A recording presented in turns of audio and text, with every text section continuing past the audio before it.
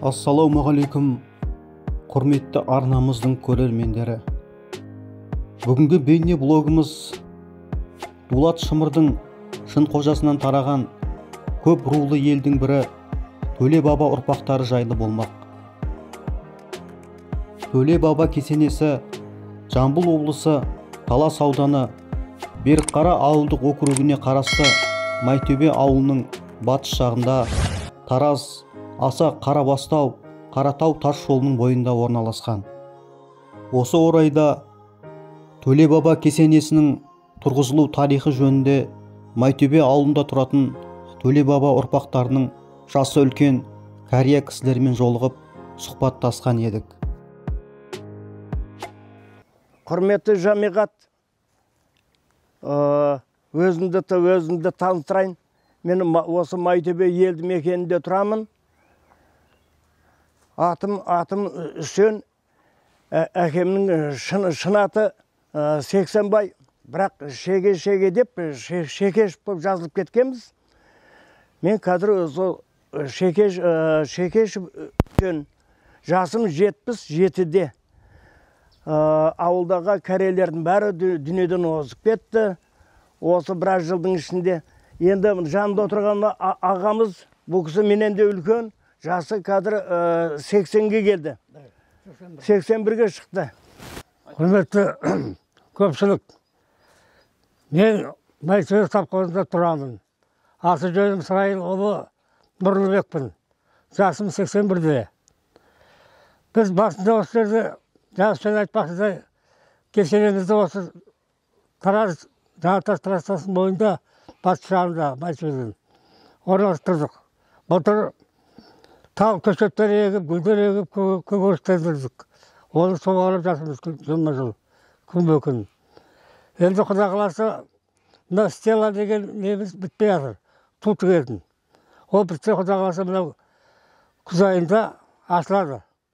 Онда ойын, сауық, концерт, күрес, көкпар бәрі болады. Соған келесіздер ғой, хабарлаймыз алдын ала.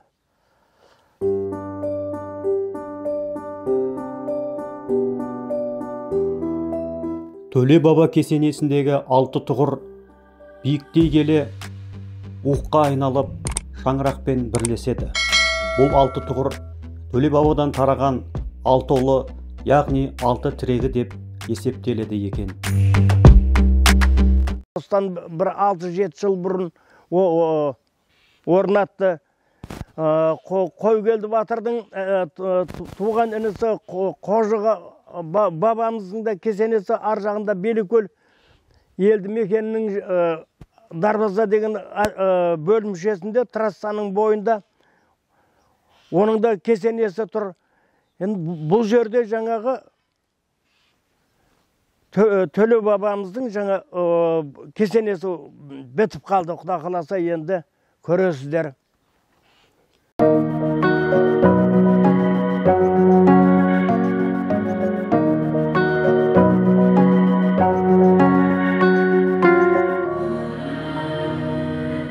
Осы бейнеблогты түсіру барысында Төле баба кесенесінің құрылысы әлі жүріп жатқанын аңғардық.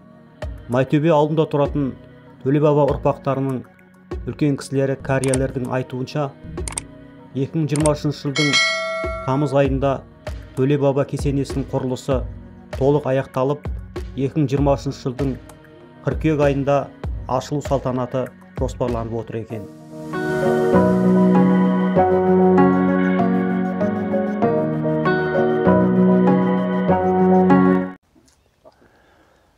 Енді 90 ауыз сөздің тобықтай түйініне келсек, осы ауылдағы қазіргі ең үлкен кәриеміз мына Сырайыл көкеміздің жаңа баласы 81-ге келді, Нұрлыбек ағамыз.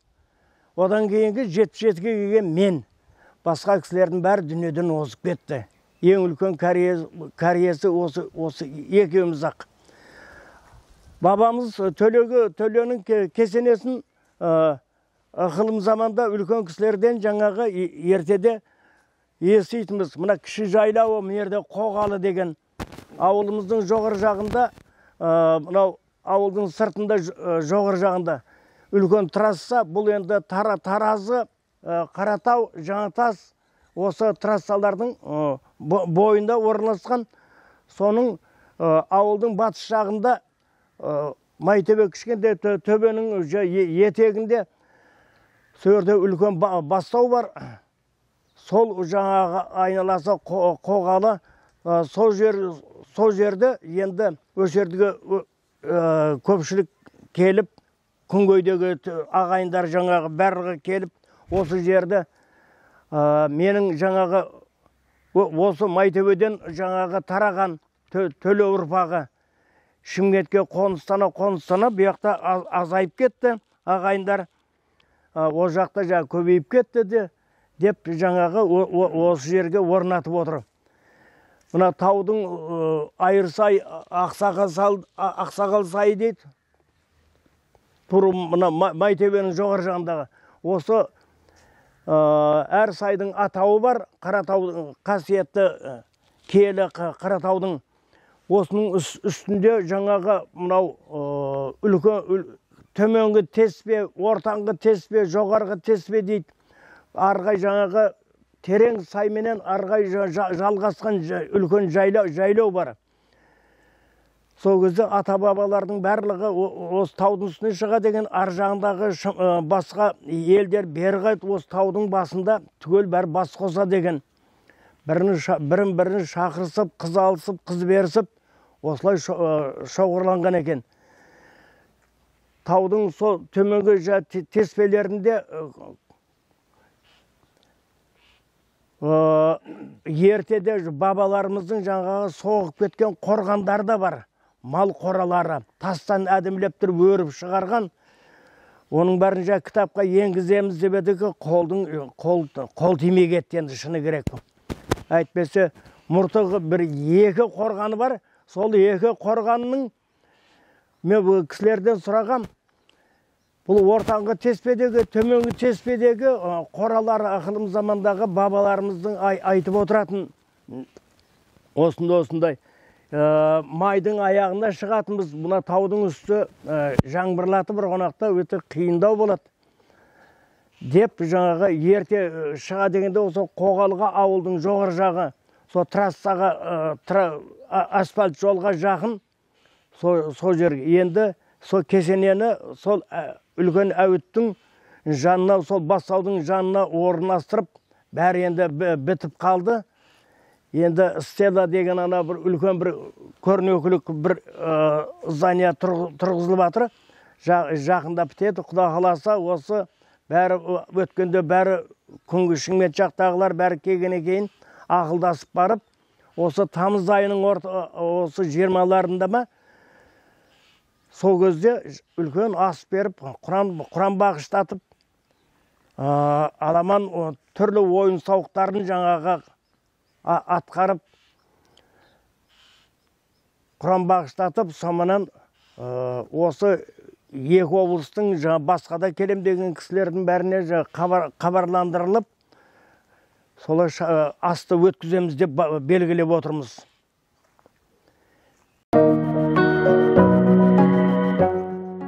Төле баба ұрпақтары қазіргі кезде Жамбыл облысының Талас, Жуалы аудандарында, Тараз қаласында және Түркістан облысының Түлкібас ауданы мен Шымкент қаласында көптеп қоныстанған екен. Құрметті қалайықтар, мынау енді ата-бабамызға кесене орнатып жатқан себебіміз бар. Ол енді бұл Майтөбе елді мекеніндегі Шымырлар Пәленбай атаға бөлінеді ғой. Соның ішіндегі Төле руынан со Төле бабамызға кесене орнатып не батырмыз. Міне енді 2013 жылы күнгейде деп айта берейік. Мына Шымкент жақтағы жаңағы Шымыр атаның жаңа балдары бабамызға бір жерден кесене орнатайық деп сонда ұсыныс болған екен. Ол жақтан көптеген кісілер келді. 2013 жылы бас қостық. бәріне хабарланғаннан кейін біз 100-ден астам сол жерде жаңағы әр ауылдан жаңағы кісілер келіп, ағайындар сол бас қосып, сол кезде бір кесені орнату жерді жаңа таңдады.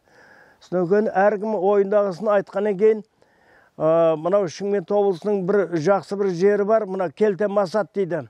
Манкенттің жаңағы төменгі жаңағы саласы. Сол жерге трассаға жақын трассаның бойына орнатамыз деп ұсыныс жасады біреулер. Содан мен орнынан жаңағы рұқсат алып сөйледім де, ол жерге ата-баба Сыйқым атаның жаңа кесенесі тұр. Ол ұят болады. Үлкен аға баласы Сыйқымның жаңа кесенесі тұр. Дегеннен кейін енді ол жерге қайсының осы отырған жаңағы ата-бабаларының мал жайып барып, жаңағы сөрге киіз үй тіккен еді.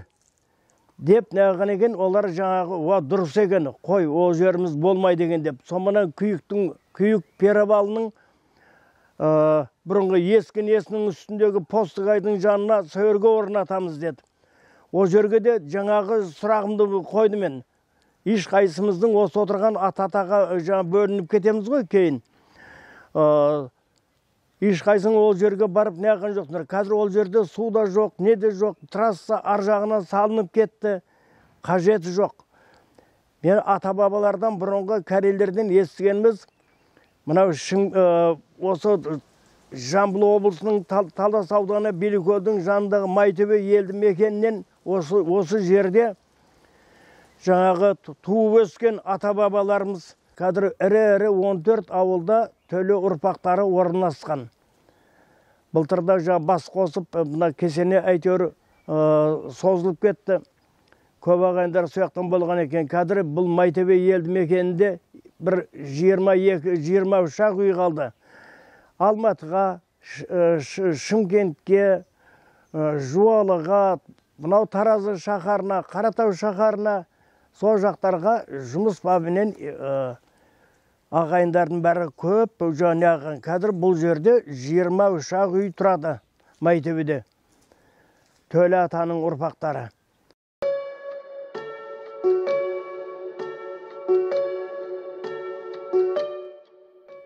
Бүгінгі бейне блогымызды аяқтай келе, Төле баба ұрпақтарына амандық, береке, бірлік тілеп, Майтөбе ауылында тұратын Төле баба ұрпақтарының карьерлермен жылы қоштастық. Алдағы уақытта Төле баба кесенесінің құрылысы толық аяқталып, Алла қаласа кесененің ашылу салтанатына келетінімізге кәміл сенеміз. Құрметті арнамыздың көрермендері, каналымызға тіркеліп, лайк басып, жылы пікір жазып, каналымыздың сілтемесімен басқа әлеуметтік желілерде бөлісе жүріңіздер. Біз сіздермен қоштаспаймыз. Тек келесі кездескенше Алла амандығын берсін дейміз.